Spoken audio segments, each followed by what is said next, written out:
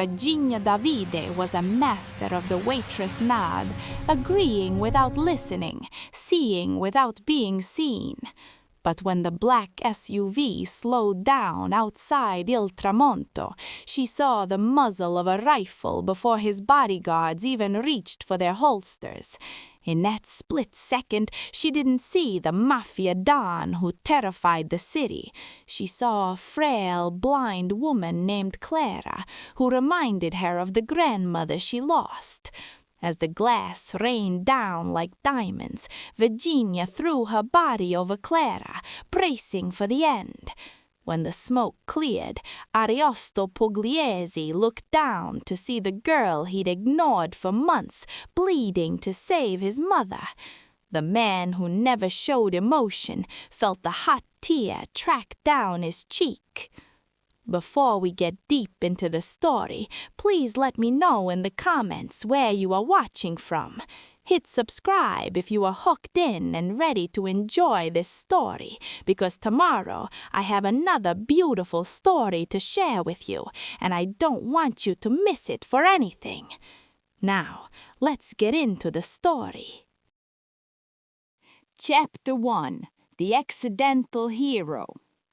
The velvet-muffled silence of Il Tramonto was a fragile thing, held together only by the rhythmic clinking of silver against china and the practiced quiet steps of waitresses like Virginia David. Every time she approached the Pugliese table, the air seemed to thicken with a pressure that made her lungs ache. Ariosto sat like a statue carved from obsidian, his presence a silent command that demanded perfection, while Clara's blind searching gestures acted as the only heartbeat in that cold corner of the room. Virginia's hands were steady as she navigated the narrow gaps between chairs, but internally she was screaming for the shift to end. She was a ghost, a shadow in a black uniform, and as long as she performed her routine without a hitch, the dangerous world of the Puglieses would remain on the other side of the glass. That glass, which had always seemed like a sturdy barrier between Virginia and the chaos of Chicago, shattered in a heartbeat.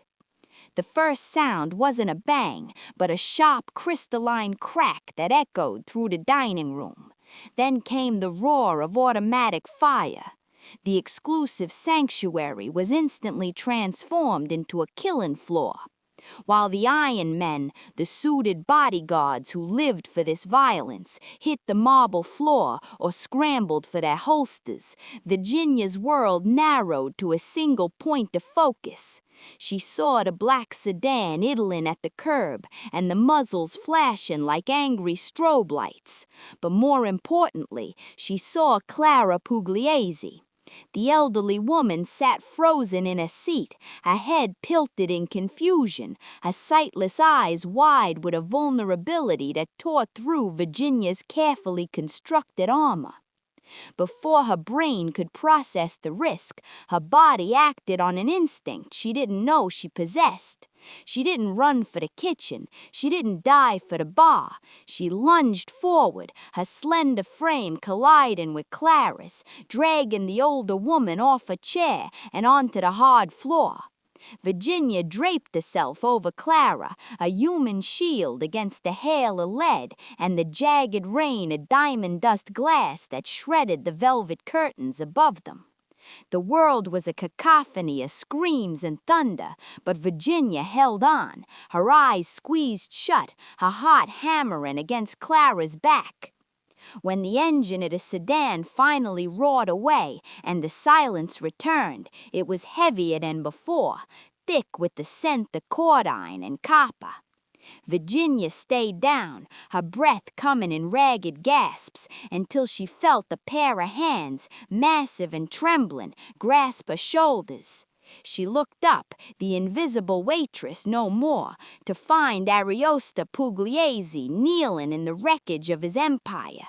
The man who terrified the city was pale, his immaculate suit stained with debris, and as his gaze moved from his unharmed mother to the blood trickling down Virginia's arm, his eyes welled with an impossible moisture. He didn't speak, he simply stared at the girl who had done the unthinkable. In that moment of raw, sobbing silence, the ghost was gone, and Virginia knew that the life she had been hiding was shattered as irretrievably as the windows of Il Tramonto. Chapter 2. Taken for Protection. The ringing in Virginia's ears was slowly replaced by the sharp rhythmic snap of orders being barked by men who moved like shadows in the dust. Before she could push herself off the debris-strewn floor, a shadow fell over her. Ariosto Pugliese loomed above, his face a mask of cold, terrifying resolve that froze the blood in her veins. He didn't ask for her consent, he simply reached down and hauled her upward. His grip on her arm was like a steel shackle, firm and non-negotiable. "You're coming with us," he rasped, his voice cutting through her shock. "You saw the car, you saw their faces, and you saved my mother." Virginia tried to pull back, her breath hitching as her mind screamed that she was being kidnapped by the very monster she had spent months trying to avoid. "I can't, my job, my things," she stammered, her voice thin and reedy. But Ariosto didn't even look at her as he ushered Clara toward a waiting armored SUV. "Your old life ended the second you jumped in front of that bullet," he said, his tone devoid of warmth. "If I leave you here, the Moretti's'll finish what they started. You're a witness now, and in this city, witnesses don't live through the night." The drive was a blur of high-speed turns and the heavy, oppressive silence of the vehicle's interior. Every time Virginia looked at the dark tinted windows, she felt the walls of her anonymity crumbling. She was trapped in a cage of black leather and bulletproof glass, hurtling toward a destination she couldn't imagine. Her shoulder throbbed where a shot of glass had sliced deep, the warmth of her own blood soaking into her uniform. But the physical pain was nothing compared to the cold paranoia settling in her chest. She had run from one nightmare only to be claimed by another. They eventually pulled through massive iron gates that hissed shut behind them, sealing her into a sprawling, fortified estate on the outskirts of the city. This was the Pugliese stronghold, a fortress of limestone and security cameras. Inside, the opulence was chilling. Ariosto didn't give her time to marvel at the marble foyer before a private doctor appeared from the shadows, guided by a silent nod from the Don.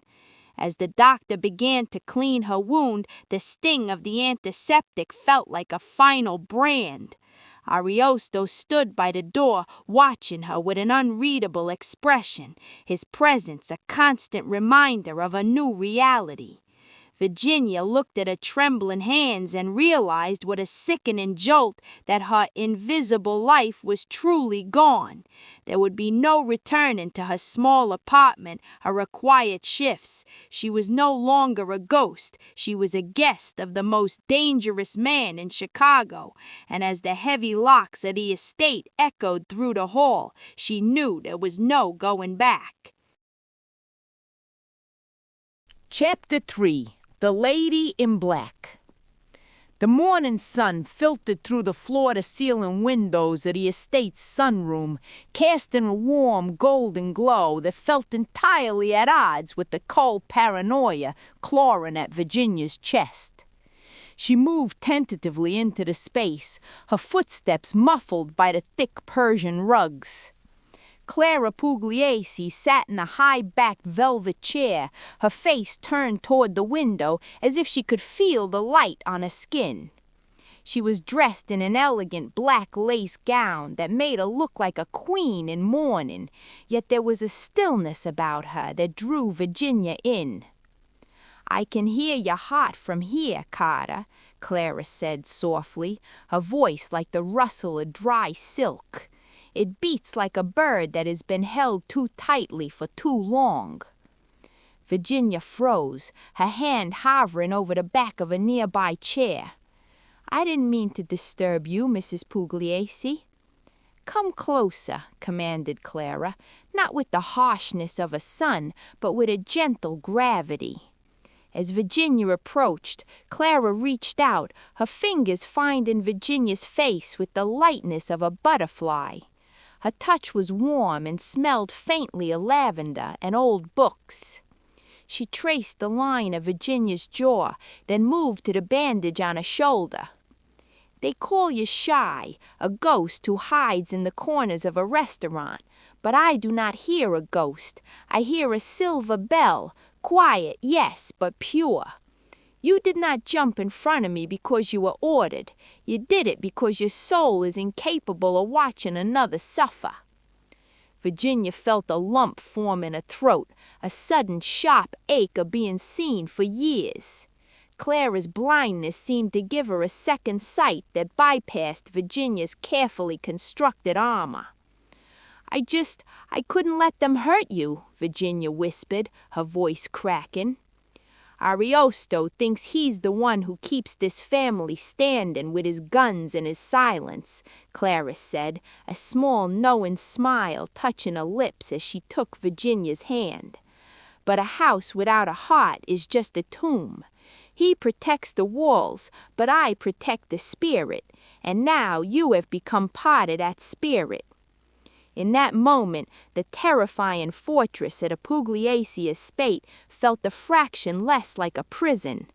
Looking at the frail woman who held the strings of a Mafia don's heart, Virginia realized that Clara was the true center of this world, the anchor that kept Ariosto from drifting entirely into the darkness. As Clara squeezed Virginia's hand, a wave of unexpected warmth washed over Virginia.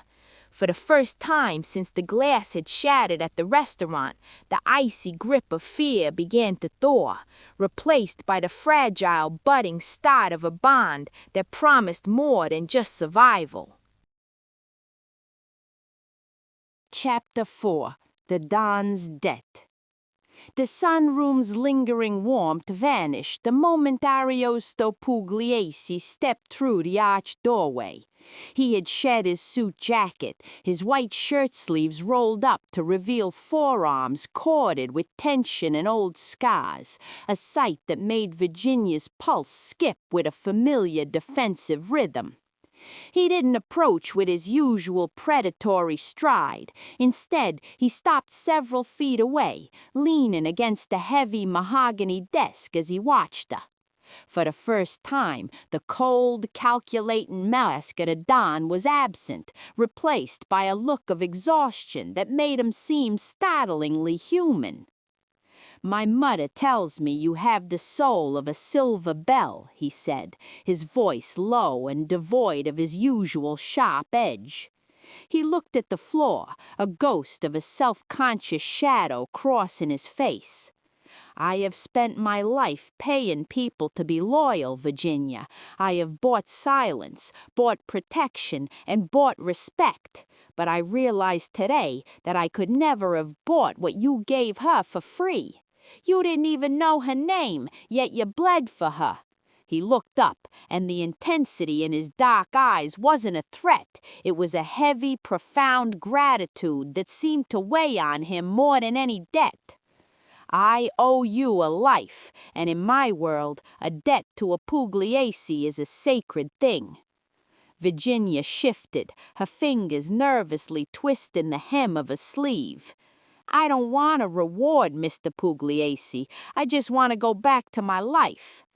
Ariosto straightened, the air between them turning solemn. "We both know that's impossible. I've had my men looking into Virginia David. You're a ghost, a girl who doesn't exist on any paper older than 6 months." He stepped closer, his shadow falling over her, but he kept his hands visible, a silent gesture of truce. "I know you're running from something, someone who taught you to hide as well as you do. I don't care who they are. If you help me, they will never find you again." He leaned in, his voice dropping to a conspiratorial whisper. "You saw the man in that car. You noticed the detail my guards missed.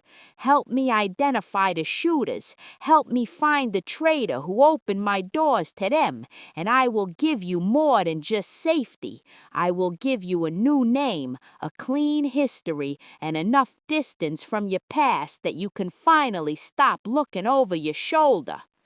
Virginia looked into his eyes, searching for the monster she had expected to find, but she saw only a man offering a jagged piece of salvation.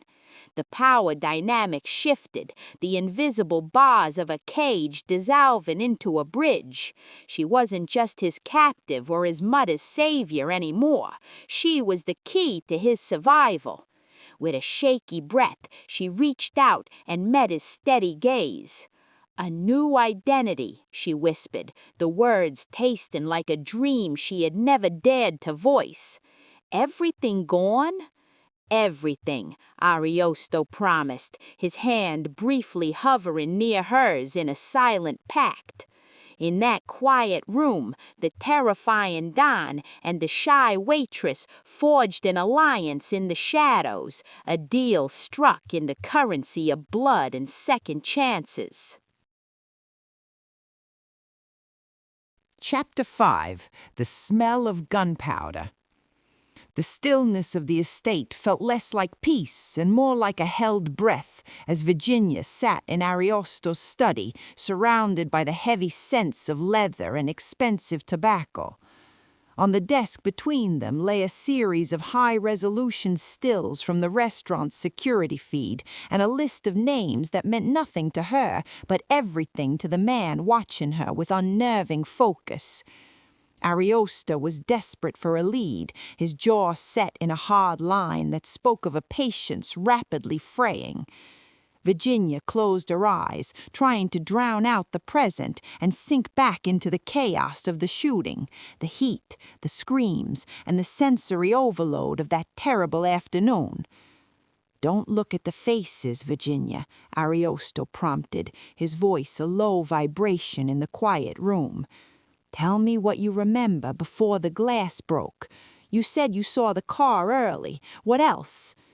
Virginia squeezed her eyes tighter, the memory manifesting with startling clarity. "It wasn't just the car," she whispered. "There was a man, not in the car but near the entrance. He walked past me just as I was heading to your table with the water." She paused, her nose wrinkling as a phantom sensation returned to her. He smelt like something specific, not cologne. It was metallic, like burnt sugar mixed with heavy oil, gun oil, and spent casings. I remember thinking it was odd for a place that smelled like truffles and wine. Ariosto went deathly still. He leaned back, his eyes darkening into voids of cold fury. "That's not a scent a stranger carries into a five-star dining room," he muttered, more to himself than to her. "That's the smell of someone who spent their morning at a private range, someone who didn't have time to shower before the sit-down." His gaze drifted to the closed, heavy oak doors of the study, and Virginia felt a sudden icy shiver race down her spine. If the scent was that familiar to Ariosto, it meant the threat hadn't just come from the street. It had been sitting in the room, perhaps even standing guard at his back. The realization shifted the very atmosphere of the house. As Ariosto stood and began to pace, Virginia felt the walls of the estate closing in. The fortress that felt like a sanctuary only hours ago was now a labyrinth of potential betrayers. Every footstep in the hallway outside, every shadow that passed the frosted glass of the study doors felt like a predator marking its territory. Ariosto's men, once the silent protectors, were now silhouettes of suspicion. The silence of the mansion became deafening, pregnant with the weight of unsaid accusations.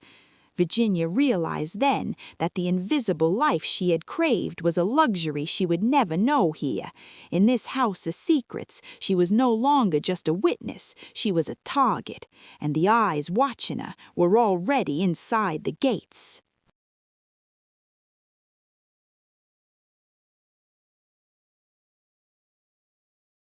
Chapter 6. Shadows at the Lake. The twilight over the lake was a bruised purple, the water still and glass-like as Virginia stood on the stone terrace, the cool air a brief respite from the suffocating tension inside the house. Ariosto found her there, his footsteps unusually heavy, as if the weight of the investigation was finally slowing him down.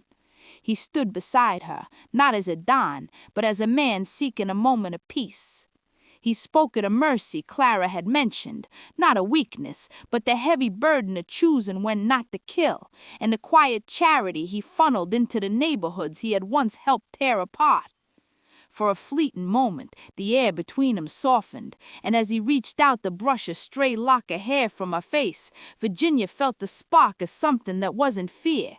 It was the dangerous, intoxicating warmth of belonging to someone who could burn the world down to keep her warm. But the moment was shattered by the static hiss of a radio on the table behind them. The voice that crackled through was frantic, and the name that followed made Ariosto's blood run cold. It was Luca, his most trusted lieutenant, and the man who had stood at his right hand for a decade.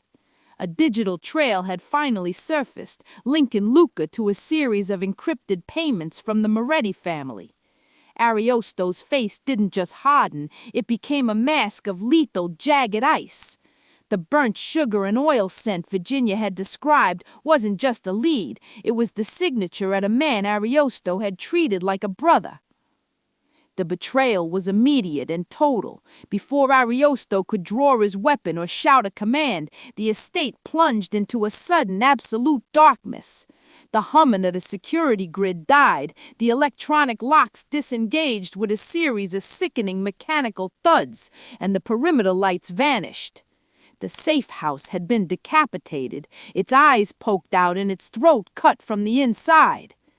The silence that followed was terrifying, broken only by the distant rhythmic thumping of heavy boots on the gravel driveway and a tactical click of safeties being switched off. Virginia felt the familiar cold rush of adrenaline, the same flight or fight response that had kept her alive in the shadows of her past. But this time, she didn't just feel like running, she felt the crushing weight of a trap closing in. Ariosto grabbed the hand, his grip crushing, his voice a lethal whisper against her ear. "They're inside," he said, and in the darkness, the fear Virginia had fought so hard to bury came roaring back, sharper and more jagged than the glass that had started it all.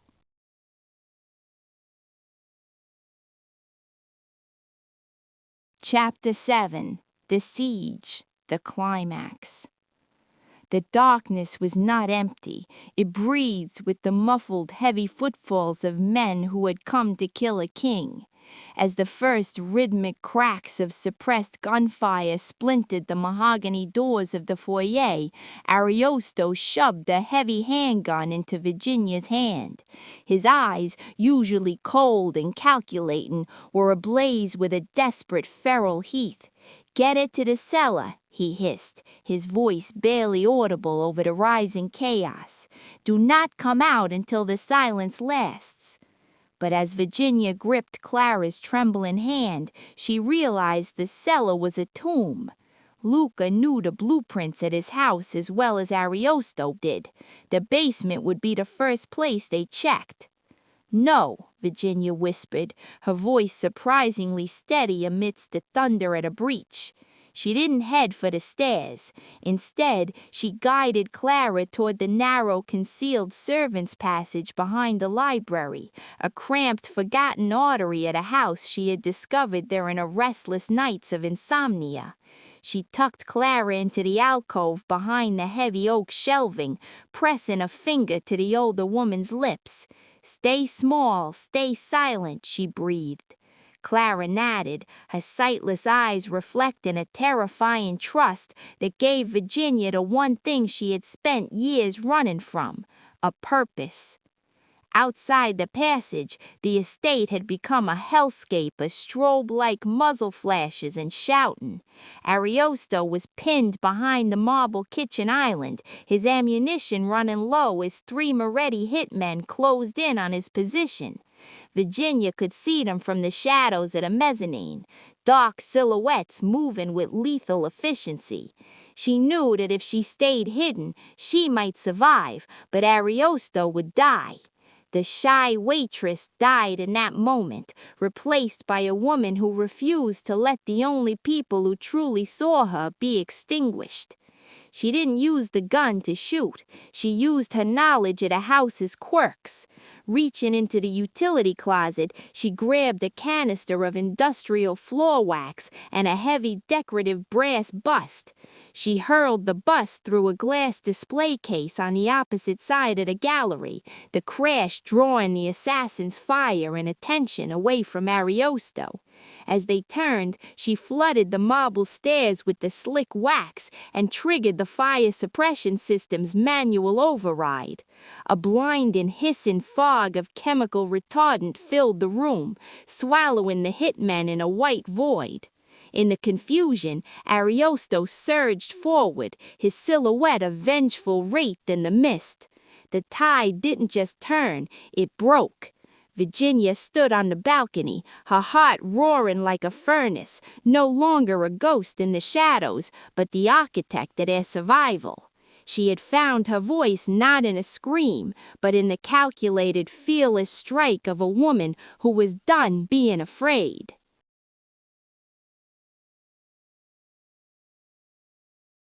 Chapter 8. The Price of Peace.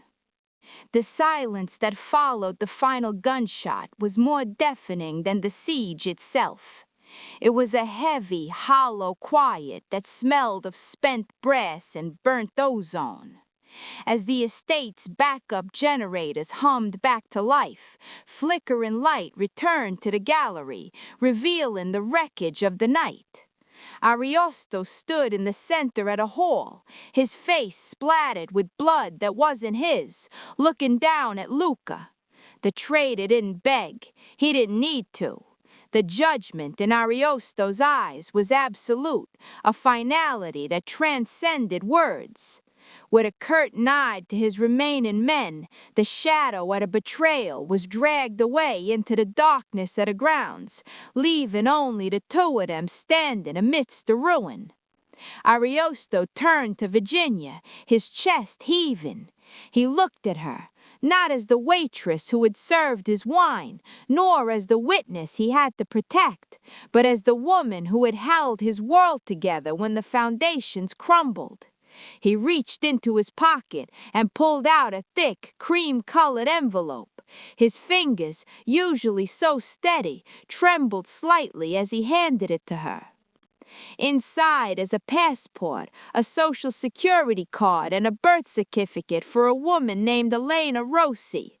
There is also a ticket for a flight leaving O'Hare in 4 hours, and enough cash in a Swiss account to ensure you never have to work a day in your life. The Morettis are gone. Luca is gone. You are free, Virginia. He stepped back, creating a distance that felt like a physical wound. I promised you a way out. I promised you that you would never have to look over your shoulder again. This is the price of the peace you gave my mother. Virginia looked down at the envelope, the weight of it representing everything she had once dreamed of. It was the perfect escape, the ultimate invisibility. But as she looked from the ticket to the stairs where Clara was just emerging, guided by one of the guards, she felt the strange, grounding pull in her chest. She thought of the silver bell Clara had heard, and the way Ariosto had looked at her when he thought the world was ending. She didn't open the envelope. Instead, she slowly tore it in half, then again, until the pieces of Elena Rossi fell like snow onto the blood-stained marble. I've spent my whole life running towards a new name, Virginia whispered, her voice ringing clear in the vast hall. But I realized tonight that I don't want a new identity. I want a life. And for the first time, I don't feel like a ghost. She looked up at Ariosto, whose eyes widened with a mix of shock and a hope so bright it was almost painful. She reached out, her hand finding his, her fingers interlacing with his scarred palm. I'm not leaving. I'm already home.